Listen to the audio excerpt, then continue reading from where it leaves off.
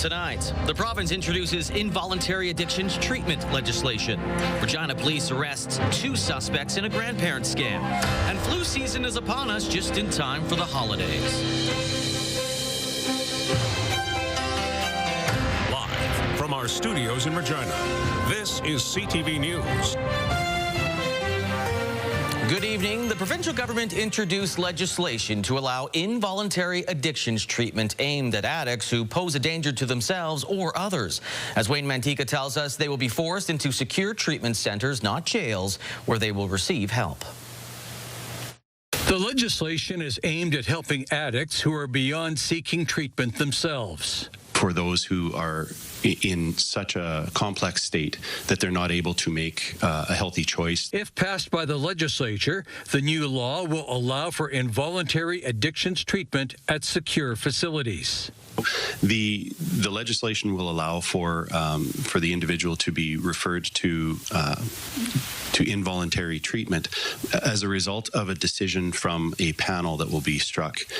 The criteria for involuntary treatment will apply to individuals with a history of drug overdoses, frequent interaction with first responders, frequent visits to the ER, substantial mental or physical deterioration, or harmful behavior toward themselves or others. Because the facility itself will be different than a voluntary treatment center. It's involuntary, so different safeguards will need to be put in place. People just can't leave because it's involuntary. So different ways the facility would be set up because it would be secure. Angela McPhee is a Kindersley mother who desperately sought help for her 2 sons. Addictions counseling of all kinds, mental health services of all kinds. There was nothing there to allow me to help my son.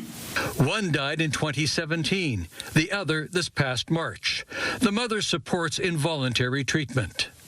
Yes. What's the alternative? We sit back and have more people die. Here's the other thing.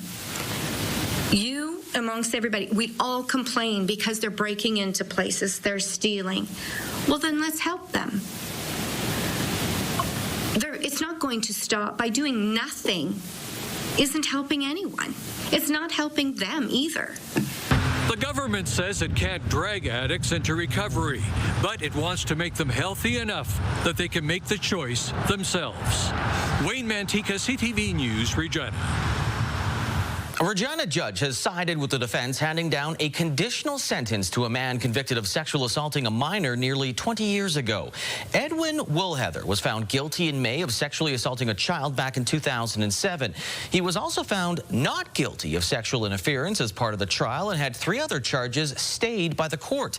His 2-year sentence is to be spent on house arrest with more than 20 conditions in place, and he must complete 250 hours of community service. It is a just sentence. It sees him at home, out of the community, under strict supervision. And then, of course, there's a long custodial order as well. So it's not that he's coming out of the courthouse a free man. There's restrictions on his liberty for quite possibly the rest of his life. We always would prefer to see harsher penalties. It's important that the courts step in to protect the most vulnerable people in our society when they've been victimized, and those are children. This one, because it occurred in 2007, the sentencing regime is a little different. Upon the completion of the conditional sentence, Woolheather will also be permitted from owning or will be prohibited from owning or possessing guns, and he must remain on a sex offender registry list for 20 years. Well, phone scams are on the rise in Canada, with many becoming sophisticated crimes that are orchestrated from provinces away. Mick Fable tells us more on some recent arrests in Regina involving a number of scams that happened in Saskatchewan. 2 people allegedly linked to a countrywide phone scam targeting the elderly have been arrested by Regina police. According to RCMP, there are 5 confirmed victims in Regina and 1 in the White Butte area. The arrests made possible thanks to some information passed along from the Saskatoon Police Service. They were able to obtain a possible suspect photo, and we continued our investigation here and ended up finding that same individual, and were able to determine that they were responsible for picking up cash from a number of victims. Grandparent scams, as they are known, are fraudulent calls where the caller describes a false emergency involving a loved one to an unsuspecting victim, and funds are needed immediately to fix the situation. Plans are then made to pick up cash from the victim. Regina and Saskatoon police, along with the RCMP, all had a hand in investigating and making the arrests. These types of crimes cross borders, jurisdictions, whether it's international borders or provincial, and it's crucial for the police to be working together in order to identify victims, suspects, and being able to successfully conclude those files. Police say over $70,000 has been defrauded in the province so far, with approximately $20,000 recovered. It's possible there are more victims, and officers are encouraging people to speak out. These kind of scams, a lot of times, there's a level of shame attached to it. How did I fall for that? One of the things I tell everybody is it's always easier to see that hindsight, right? And the groups that do this have been doing it for a long time. Police advise educating your loved ones on the reality of phone scams, to be aware of anyone asking for personal and payment information. They also say any funds that are sent out are hard to recover in phone scams and to be aware before sending anything out. 50-year-old Ciprian Theodore and 40-year-old Alexandra Condrachet, both from Quebec, have been jointly charged with 5 counts of fraud. They both appeared in provincial court on Wednesday. Mick Favel, CTV News, Regina. A 41-year-old man from Ebenezer is dead after a two-vehicle collision on Highway 10 yesterday near Edgeley. The collision involved a car and semi. The 41-year-old was the sole occupant driving the car. The driver of the semi was not injured.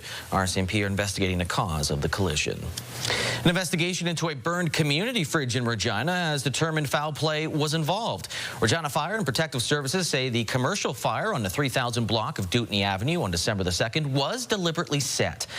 RFPS have shared their findings with the police service, who they will collaborate with on the investigation moving forward.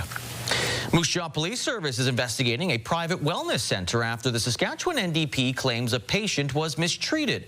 The concerns raised stem from an American citizen who moved to the city seeking help for conditions of ALS, according to an investigation that was done by CBC. Sierra D'Souza Butts explains. A police investigation is underway in Moose Jaw after the NDP raised its concerns about a private health center to the Moose Jaw police. This is not health care. This is inhumane. The NDP is also calling for action from the provincial government to regulate the center following an investigation by the CBC surrounding a woman's death after seeking treatment there. The minister said there was nothing he could do about it. I think there's a lot he could do about it. This should not be happening in Saskatchewan. The report details the story of a 70-year-old American woman diagnosed with ALS who traveled to Moose Jaw for treatment at Diane Goodnow Restorative Health Center. In the report, her family alleges she did not receive the treatment she was promised, despite paying the center $84,000 US. The center is currently involved in legal action against the CBC over its reporting. There is health center written on the side of the building. People are expecting health care is being delivered in this facility when they show up. ALS patients aren't showing up because they need a room to live in. There is an expectation that they are receiving care here. There is an expectation that the government is regulating health care in this province. In a statement to CTV News, Goodnow extends his condolences to the woman's family and loved ones. He says she was already severely ill with an undiagnosed case of COVID when she arrived in Moose Jaw, for which she was treated in hospital and released, adding her health and strength improved over the 3 months that followed. Prior to being discharged, Goodnow says the woman asked to have a feeding tube inserted, but because the center is not a medical clinic and does not perform surgical procedures, she was referred to the local hospital. However, Goodnow says hospital staff declined to perform the procedure as it wasn't medically necessary. According to Goodnow, the woman was discharged from the hospital and traveled to Montana, dying several weeks after leaving Moose Jaw. Earlier this week, Saskatchewan's health minister said it would direct the concerns to the College of Physicians and Surgeons of Saskatchewan and the Financial and Consumer Affairs Authority. My understanding is that the Moose Jaw Police have been in receipt of information. I believe the FCAA is also in receipt of information. And if those independent bodies conduct an investigation and yield results that warrant the College of Physician Surgeons to get involved, then I expect fully that they would share those in the results of their investigation. CTV News reached out to the College of Physicians and Surgeons of Saskatchewan and the Financial and Consumer Affairs Authority, but did not receive a response before deadline. Because this is now an active investigation, Moose Jaw Police Service says it will not be providing any further comment at this time. Sierra D'Souza Butts, CTV News, Regina.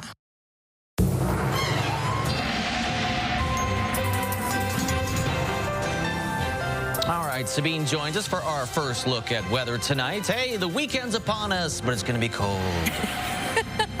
I think it's a perfect weekend to stay indoors, perhaps, and watch some movies, make some Christmas cookies. I don't know. If you want to get into the spirit, that would be what you want to do this weekend, because it's the first time this season, anyway, at last, we're going to start to see, I shouldn't say at last, I don't think anyone's waiting to see these colder temperatures that are arriving. Starting tonight, I heard Lee might be excited. Starting tonight, we will start to see those wind chill values getting into the minus 30s, continuing to stay that way as we head into tomorrow. Tomorrow expecting to be quite frigid. Risk of frostbite beginning tonight and continuing throughout the weekend. Now, didn't really see much for snow, a little bit coming through the southwest. We can see the snow returning heading into Sunday. Current temperatures, for the most part, sitting in the seasonal range for southern Saskatchewan. And this is a look at the current wind chill values. So many areas already into the mid minus 20s, and that is only going to get colder as we head into the weekend.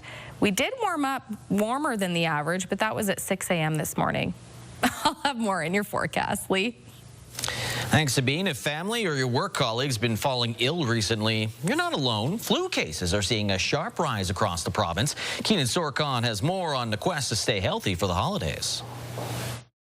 Anybody in the province would know, just based on them or themselves maybe being sick over the last few weeks, we are into flu season. Flu season has officially arrived in Saskatchewan, with health officials noticing an increase in the spread of major respiratory illnesses. The health ministry released its latest respiratory illness report Friday, which shows more COVID, influenza, and RSV tests coming back positive. The flu virus is present basically in our community, so it's not like, one case here, one case there. Medical health officer Dr. Simon Kapaj says Saskatchewan is a bit behind other provinces, but he expects numbers to keep climbing as peak holiday travel and gathering season approaches. 98% of flu swabs are testing positive for influenza A. RSV cases have more than doubled in the last week, and vaccination uptick has slowed. Public health is keeping a close eye on how this progresses. They are increasing every day and every week, and we expect this to put some pressures on the healthcare system and also in the community as well as schools. Calls to 811 and school absenteeism rose last week from respiratory illnesses. Scientists have been closely monitoring this year's flu vaccine's mismatch to a flu strain in circulation. Vaccines are planned a year in advance based on what's happening in Australia, and Kapaj says the virus has mutated since then. But despite this, a vaccine is still the best tool for the fight. So keep in mind that the vaccine still is good because it will reduce the complication and the severity of the infection itself. Health Minister Jeremy Cockrell says vaccines are readily available in provincial facilities and pharmacies for free, as this trend of increased cases is only expected to continue as Christmas approaches. Keenan Sorkon, CTV News, Saskatoon. A longtime Saskatchewan columnist known for amplifying Indigenous stories and a former host of Indigenous Circle here on CTV is closing a chapter in his career. Stacey Hine now on his more than 3 decades of storytelling. Things settle down. For more than 3 decades, Doug Cothan sat down each week to write about Indigenous communities, history, and struggles. By writing a column for people, I hope to educate them a little bit about what the topic was and sort of open their eyes as to what was going on. He recently signed off with his final column, retiring a year earlier than planned to focus on his health after a prostate cancer diagnosis. So I'm really sort of following my business plan. It's just a little bit earlier, that's all. For Cuthand, a member of Little Pine First Nation, storytelling extends beyond print, directing and producing several films, including the award-winning documentary Donna's Story. He also spent 4 years hosting Indigenous Circle before passing the torch and mentoring longtime journalist Nelson Bird. Doug has done so much for the Indigenous community, the First Nations and the Métis in this province, and giving people a voice. Cuthand's work earned him several honors, including the Saskatchewan Order of Merit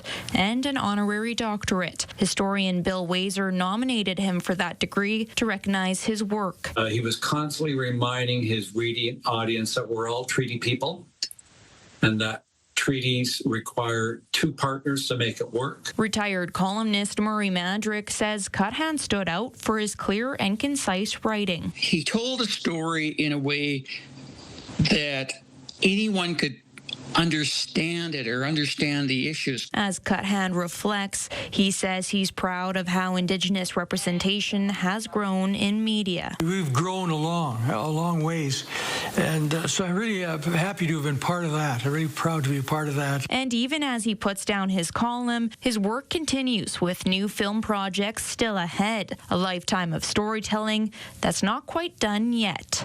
Stacey Hine, CTV News, Saskatoon. And today is the last day to get in your nominations for the Regina Citizen of the Year, presented by CTV. The award given each year to an individual who exemplifies excellence in community service. To nominate someone, guides are available on our website. If you can do it quickly, we'll announce the winner on New Year's Eve. After the break, should Canada buy their new military jets from the U.S. or Sweden? Plus, a Regina author shares the story of a military mutt from Manitoba.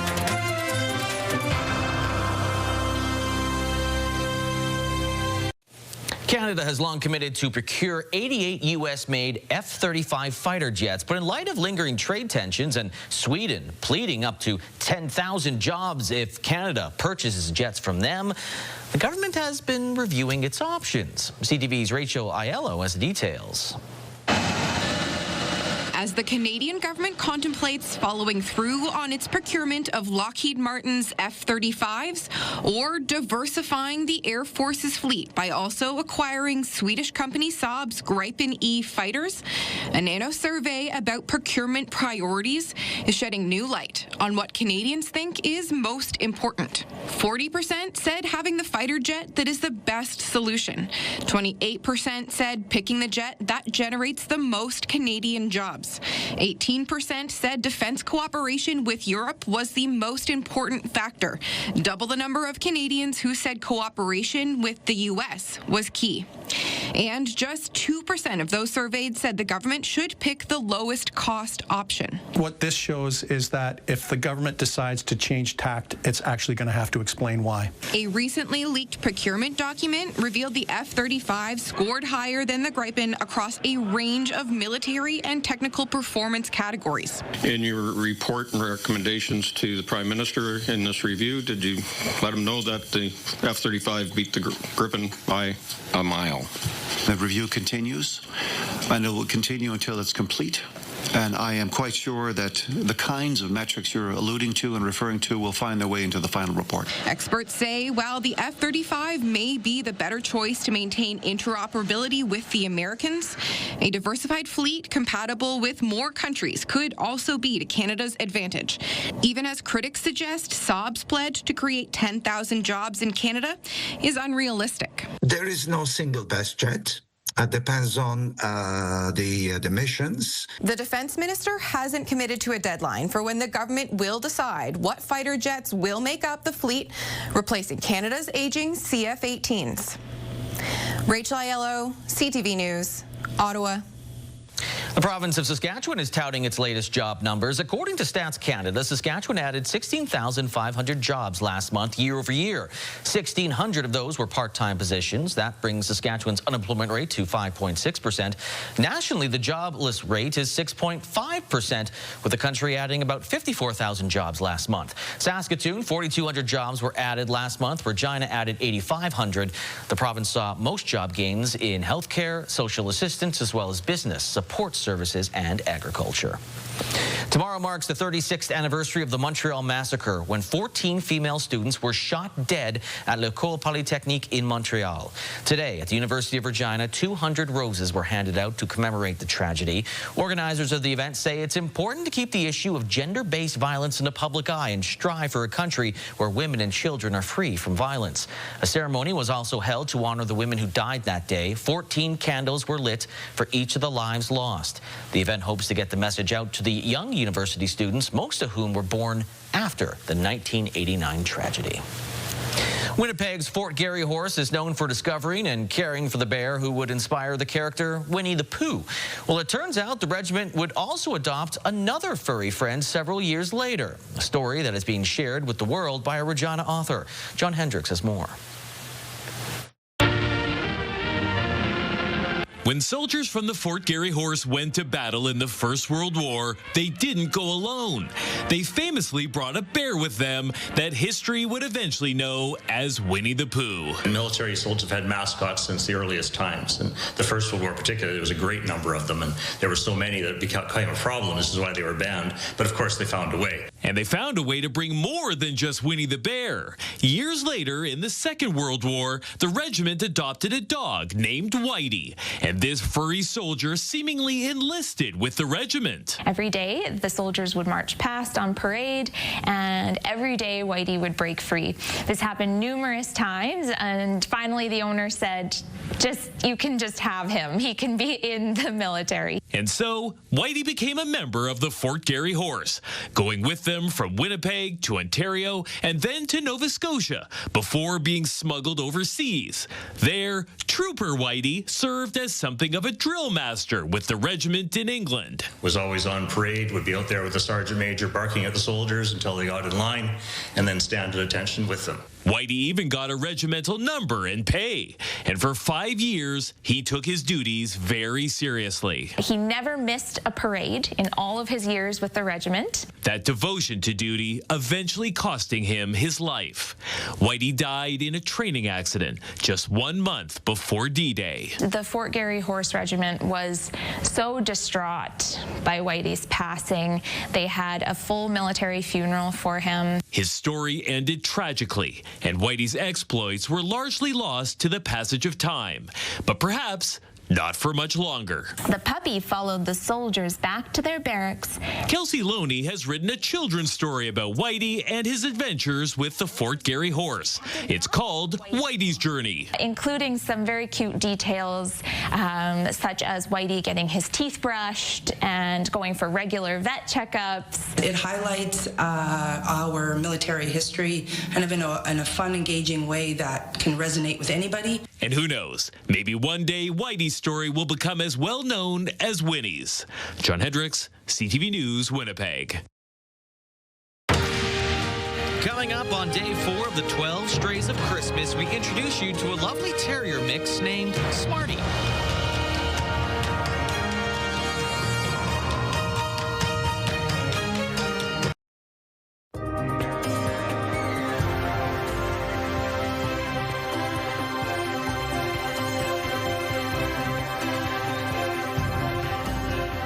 Welcome back. We're going to take a look at what you can expect for the weekend. Cold. It's just going to be really cold starting tonight. Actually, even right now, as we take a look outside, a beautiful shot through our sky cam. Currently sitting -16, wind chill of about -25 right now. Winds are just sitting at just over 15 kilometers an hour. And as we head into tonight, we could see those wind chill values get even colder. Now, we haven't really seen much for active weather. Did see a little bit of that snow coming through the southwest.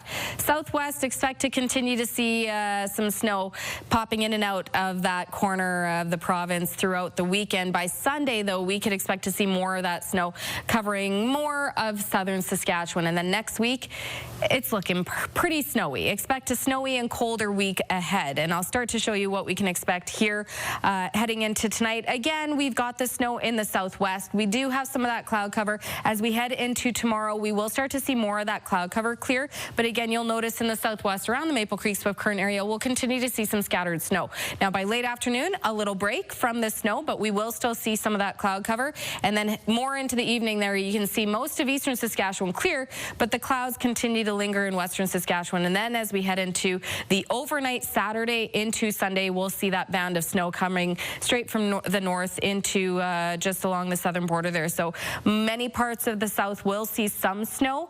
It doesn't look like it's a large snowfall accumulation. I'll show you that coming up in our next map. But by the time we get into Monday, expect more of that snow, mostly starting in south central and even actually northern Saskatchewan, cutting through into south central and southeastern Saskatchewan. And then we can continue to expect snow pretty much for at least the first few days of the week. Now, this is what we're looking at snowfall totals. By tomorrow morning, this is what the southwest could see, a couple centimeters of snow.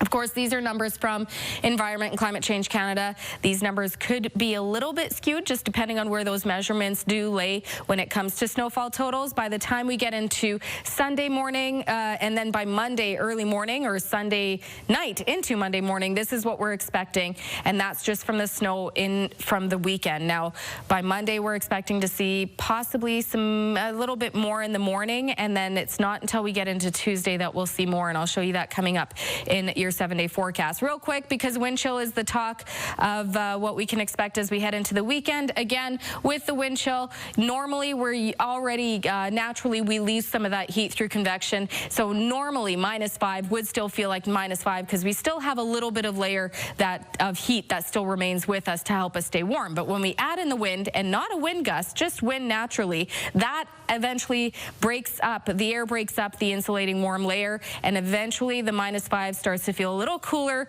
which could even be cooler like -18. So I'm talking about wind chill because these temperatures that you see, yes, -30 for La Loche, the wind chill will be more like -37. La Ronge seeing a wind chill tonight of about -38. So these are temperatures, yes, these are the real-time temperatures, but along with the wind chill, feeling much cooler. And then on top of that, there is a risk of frostbite pretty much right across the province tonight into tomorrow morning. Now, in the southwest, mostly southern Saskatchewan could see wind chill values tonight anywhere ranging between about 27 into -27 into -30. So something to keep in mind if you are planning on spending time outdoors. -19 tonight for Regina, warming to -17 again for the morning. Expect that wind chill value to be more like -28, -29. And here is a quick look at your next 7 days. So -17 tomorrow, expecting some snow on Sunday, -12. Monday, a little break, could see some flurries first thing in the morning, -7. And then by Tuesday, -9 with some moderate snow and also some strong wind gusts. Wednesday night, we'll see the snow return, -15 by Thursday, expecting about 5 to 10 centimeters of snow. So a pretty snowy week ahead.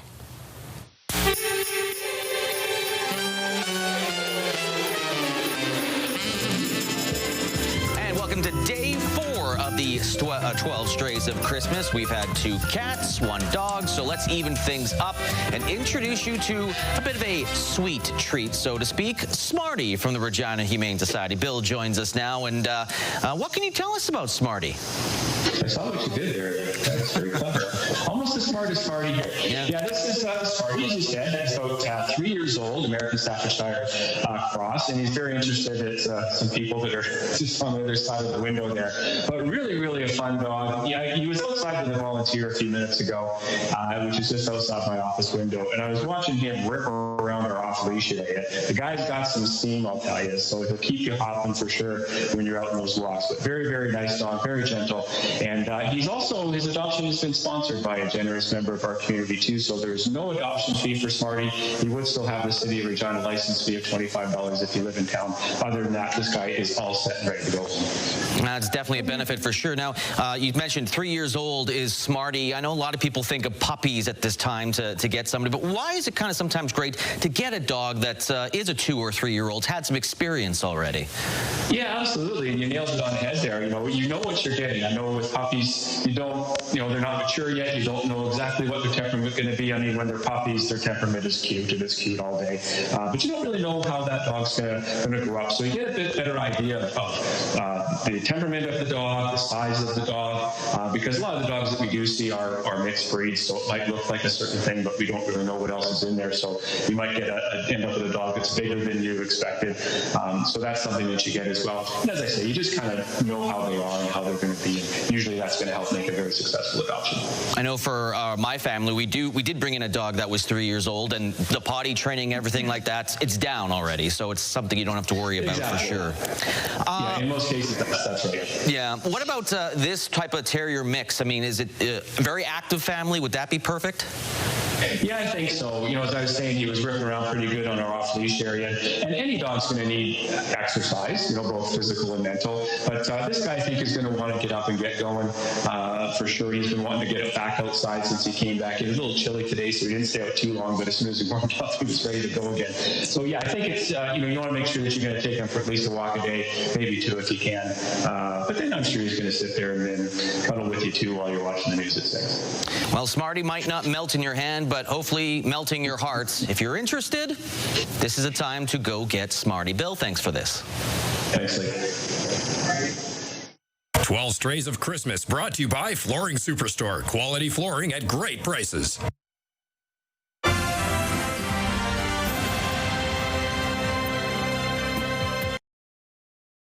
Wardrobe consideration in part by Colin O'Brien Men's Shop.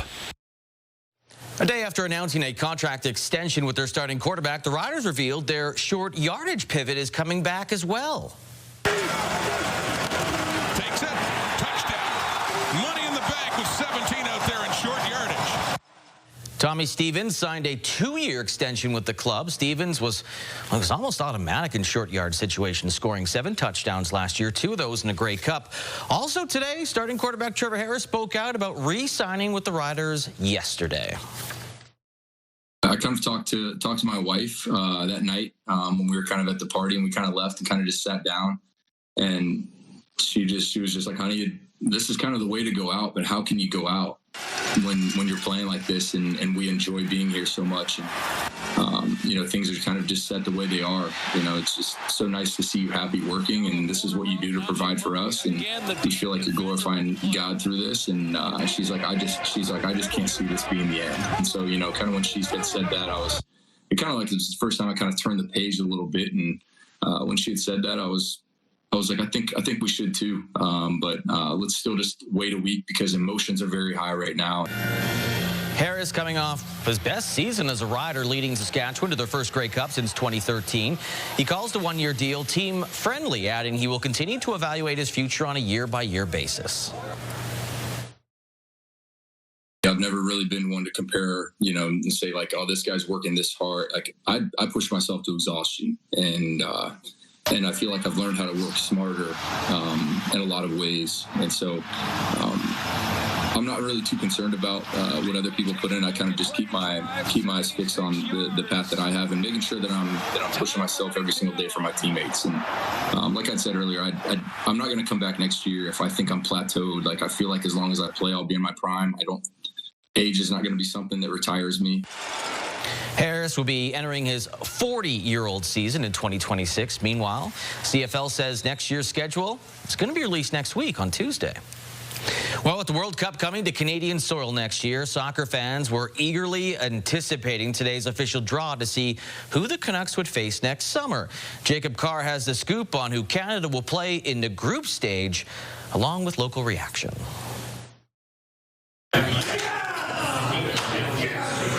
There were mixed reactions at the lobby on Friday as Team Canada found out who they will be facing in the 2026 World Cup.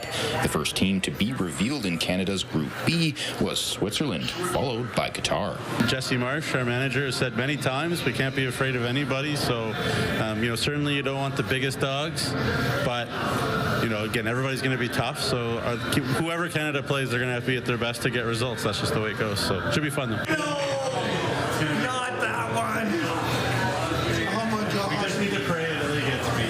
Fans were less than enthused when Canadian hockey legend Wayne Gretzky pulled the last slip of paper for Group B, which showed the winner of playoff Group A. That group features 12th-ranked Italy, along with Wales, Bosnia and Herzegovina, and Northern Ireland. When you're going up against a team that's won multiple World Cups, that's maybe not what you want, and also maybe you don't want Canada versus Italy in Toronto, because then you don't maybe have quite the home field advantage that you're hoping for a home World Cup.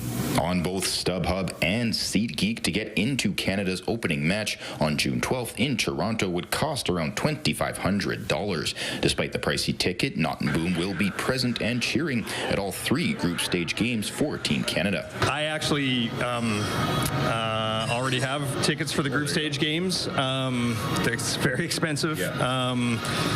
But, you know, it's a home World Cup. It's a once-in-a-lifetime thing. Canada's second and third group stage games against Qatar and Switzerland will be played at BC Place in Vancouver. And the feeling from fans is that the Canadians have a good shot to make the knockout stage. If we were a betting website, Canada should be a favorite to get out of the group. Now, that being said, at some point, this group has to prove that they can come out with big results in big games. The expanded 48-team tournament will see 32 teams make the knockout stage before crowning a champion on July 19th. Jacob Carr, CTV News, Regina. Still ahead, what's behind the sudden drop in the deer population?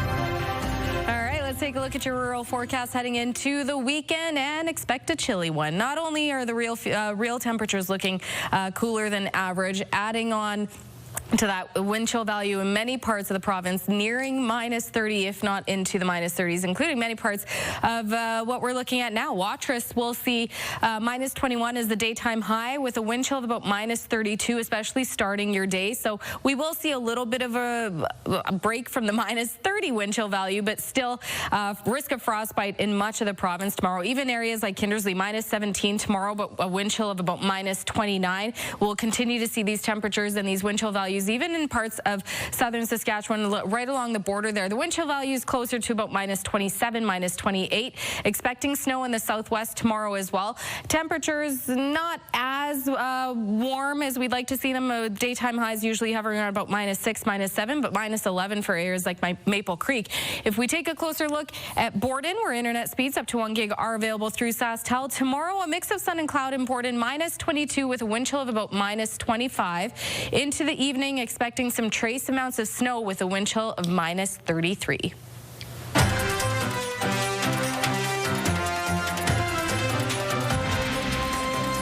Driving in rural Saskatchewan, you're taught to always watch out for wildlife, especially deer. But whether you're a driver, a hunter, or just living out in the country, seeing a deer has become less common. Damien Smith has more on the sudden drop right now in the deer population. The deer population in Saskatchewan has dropped over 50% since 2021, caused in part by harsher winters and the presence of chronic wasting disease, also known as CWD. It is a neurological disease which leads to weight loss, poor coordination, and eventual death in cervid populations. Somewhat to being like mad cow disease in the bovine herds, or Creutzfeldt-Jakob disease in humans. So it's a prion is a misshapen protein that then will, once infected, it gets into the nervous system. If you could paint a picture, it would be like making Swiss cheese out of the brain. Of Saskatchewan's 83 wildlife management zones, CWD has been found in 62 regions, with the most prevalent areas in the southwest and central parts of the province. It's 100% fatal. So once they're infected, it's a matter of time before those deer population, or the deer that is infected, eventually succumbs to the illness. In the 2024-25 year, the government of Saskatchewan received 2,258 submissions to the CWD Hunter Surveillance Program. 386 of those were positive cases, including 259 mule deer, 113 white-tailed deer, 12 elk, and 2 moose. Reports of the CWD to the Hunter Surveillance Program have dropped this year, but Smith says the winters in 2022 and 2023 were too severe for the deer. It's a similar situation to over a decade ago. Experts found that it takes multiple mild winters to rebuild the deer population. We had a series of three to four really hard winters where we had late snows, freeze-thaw cycles, and those are always hard on the deer population. After that, it took about 10 years to rebuild. No cases of CWD have been reported in humans. However, before consumption, it is recommended that hunters send the meat to the lab for results before consuming. Damian Smith, CTV News, Regina. Farm markets, the street price of canola is down $6.50 to $555.62 per ton. The futures price down $8.10 to $631.10 per ton. Amber durum wheat, no movement, $285.94 per ton. Red spring wheat's down $1.41 to $245.76 per ton. Feed barley stays the same, $213.59 per ton, while flax is $226.04 per ton. As for the market boards, TSX dropped 166 points. Dow Jones up by 104 points. The Canadian dollar went up almost to 0.7 cents to 72.31 cents U.S. Big jump there. Commodities, gold down $9.84. West Texas Intermediate crude up 41 cents, while Western Canadian Select crude went up 73 cents. And gas right now in Regina staying the same at $1.29.9 cents per liter.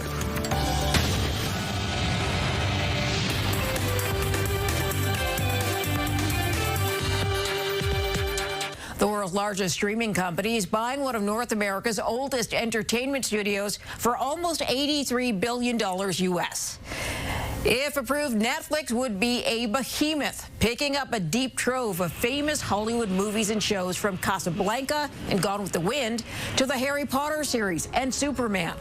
The deal with Warner Brothers Discovery will be scrutinized by U.S. regulators, and some say they may not approve of the agreement.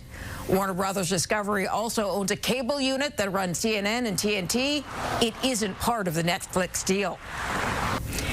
In another surprise, almost 54,000 jobs were added to the Canadian economy in November. Experts had predicted job losses. That took the unemployment rate to 6.5%. More young Canadians are finding jobs, which builds on the start of a turnaround for that group. Those are your business headlines. I'm Marilla Fernandez.